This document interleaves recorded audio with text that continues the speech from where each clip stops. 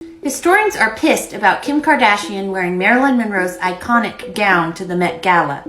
I'll get to why they're pissed in a second, but let me lay the foundation. The dress belongs to Ripley's Believe It or Not Museum in Orlando, and they purchased it in 2016 for $4.81 million. And this is the gown Marilyn was wearing in 1962 when she sang, Happy birthday, Mr. President. Happy birthday to you. The theme for this year's Met Gala was In America, an anthology of fashion. And just a side note, this was Pimmy's red carpet debut. So for the dress fitting, Kim didn't go to the dress. It was flown to her in a private plane with guards and everything, and she had to wear gloves when she was touching the fabric as well.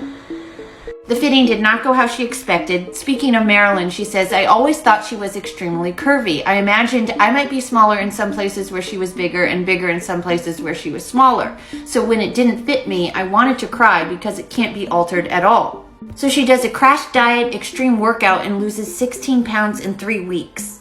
So she was able to fit the dress in time for the event, and there were a lot of rules for wearing this dress. She could not sit or eat in the gown. She had to practice walking upstairs. She did not wear body makeup, and everything had to be timed so no damage was done to the dress.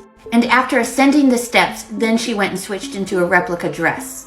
Okay, the foundation has been laid. You've heard about all the precautions, but historians are still not happy about this dress being worn. Dr. Justine Day Young says it was irresponsible and unnecessary.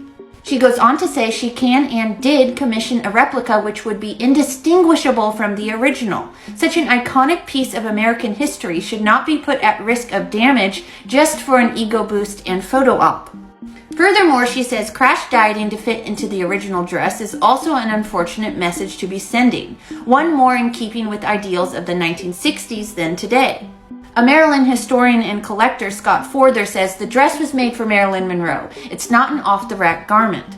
Reportedly, the dress fit Marilyn so tightly that she had to be sewn into it before her performance. Scott says Marilyn said she wanted the dress to be unique and only for her. She told the designer, I want you to design a truly historical dress, a dazzling dress that's one of a kind.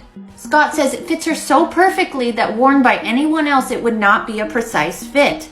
He says it's logical if somebody else wore it that the fabric and seams were then stressed.